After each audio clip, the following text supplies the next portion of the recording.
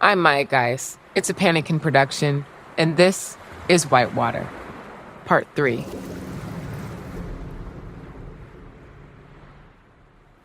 If you've been keeping up, let's take a moment to acknowledge our progress. Well, we're in the water. This is the season. You've identified the beach, you've got a board, your wetsuit wax, a helmet. You're ready. Finally. Today's the day we catch some waves.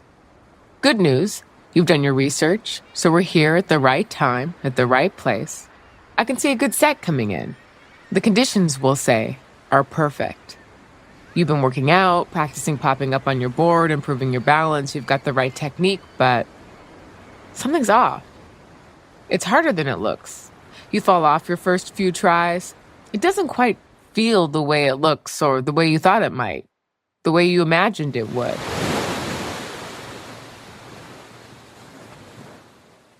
The first time I went surfing, I was with my boyfriend who loves to surf. He grew up surfing with his friends nearly every day, and although he doesn't get to surf quite as much now, he was thrilled to take me out. I was, we'll say, happy to make him happy. I wasn't in the most playful of moods, which tends to take the fun out of anything in which learning means looking stupid.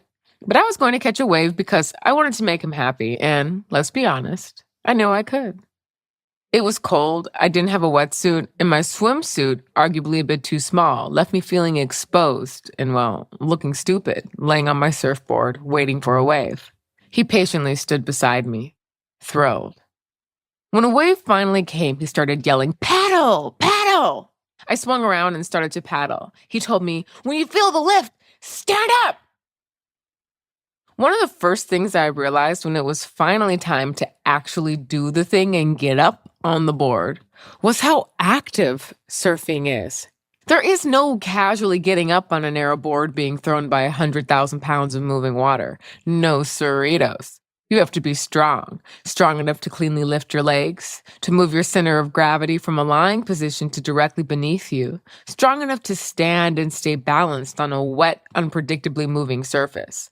Everything below you is pushing you off. But by sheer force of will and strength and determination, you get your ass up on that board and you listen closely as the wave tells you where it wants you to go.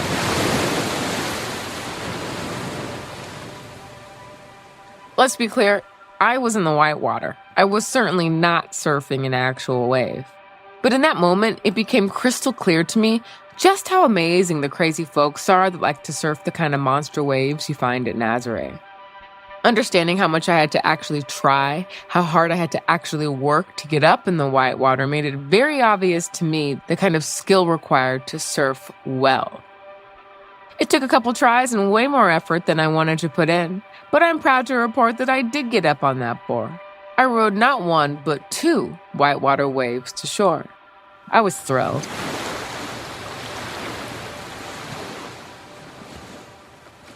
This might be a good time to remind everyone that this is still, in fact, an extended business metaphor. Yes, we're talking about surfing, but I'm also talking about the art of trying anything new. I'm a business storyteller, and when thinking about the experience that I've been having, again, feeling unsure, a little out of my depth, intimidated by the unknown, and yet driven by this strange need to create, to build a little house where no one thought to build before, this push to manifest my imagination, as perplexing as it is, even to me. And I don't know. I just kept thinking about the experience of riding a wave. If the force of water pushing us up and off the board is every reason why we can't, the idea is the sheer force of will pressing us down with the incessant reminder that we must. Creation, more specifically art, is often the result of this tension. The tension between we can't and we must. And what is surfing but the art of resistance and motion? I guess you could also say metaphors are my style. I use them a lot. It's how I like to communicate. So when I was thinking about this experience I've been having riding the wave, feeling this sense of creative urgency, I kept coming back to whitewater as a way to describe the seminal difference between thinking and doing, and the transition through the unknown.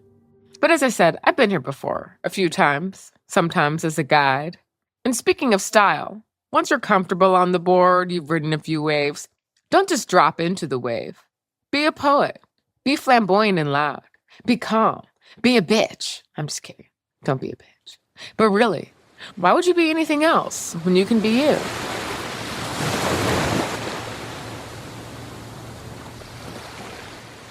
And even though surfing is, for all intents and purposes, a solo sport, you can only go so far alone.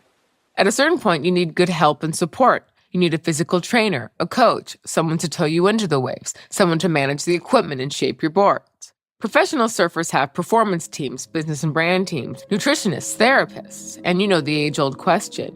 If a surfer catches a perfect barrel and no one is there to film it, is it still epic?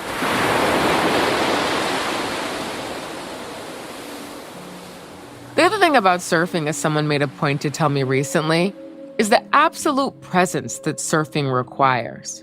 If your mind drifts, even for a second, you lose your balance, you wipe out. Focus is mandatory.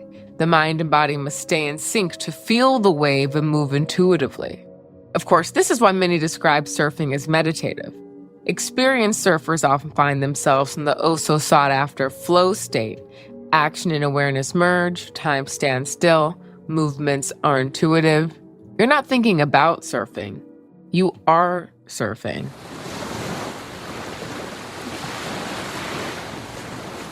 I think this is why it's addicting. Well, one of the reasons. Escape. The same reason people bury themselves in work. When we're so focused on this, we don't have to think about that. People also find themselves addicted to surfing's unpredictability. Every season is different. Every session is different. Every wave is one of a kind. What if the next wave is the one? Surfing is also neurologically rewarding. Riding waves boosts dopamine and releases endorphins. Some surfers describe the sport as sacred. It's a religion. It's at once teacher and muse. It's their identity. It's who they are. Take them out of the water, take away their board, and you take away the very thing that got them out of bed today.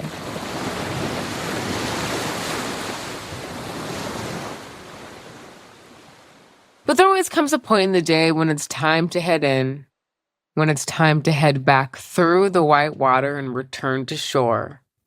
Before you do, remember this.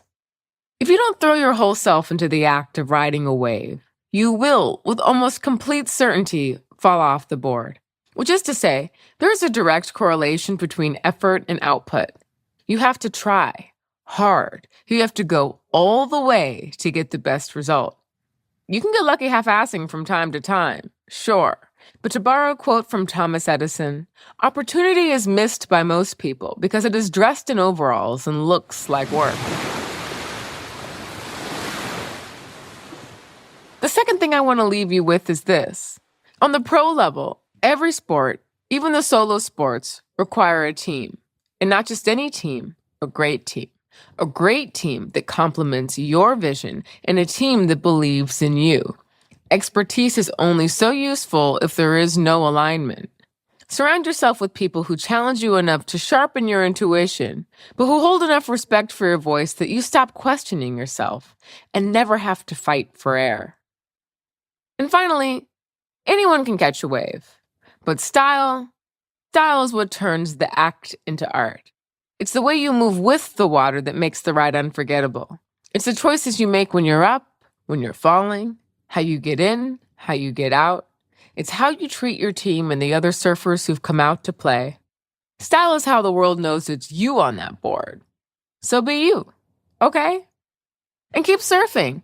Lived experience almost never feels the way it looks, especially if you're watching someone navigate the water with grace and style.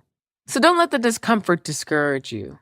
After all, in the words of Angela Duckworth, discomfort is the price of admission to a meaningful life.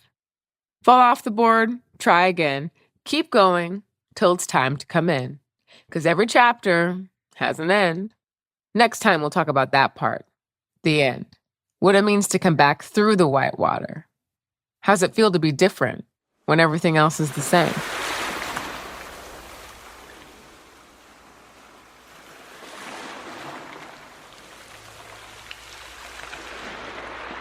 Whitewater is written, hosted, and produced by myself, Maya Guice, founder of Panakin Studios. This episode was mixed, mastered, and music and sound designed by Adam Mehr. Panakin Studios is an interdisciplinary shop of thinkers and doers. Medium agnostic, we're half think tank, half content studio, creating a whole machine that produces news stories for smart audiences. Learn more at panakin.co.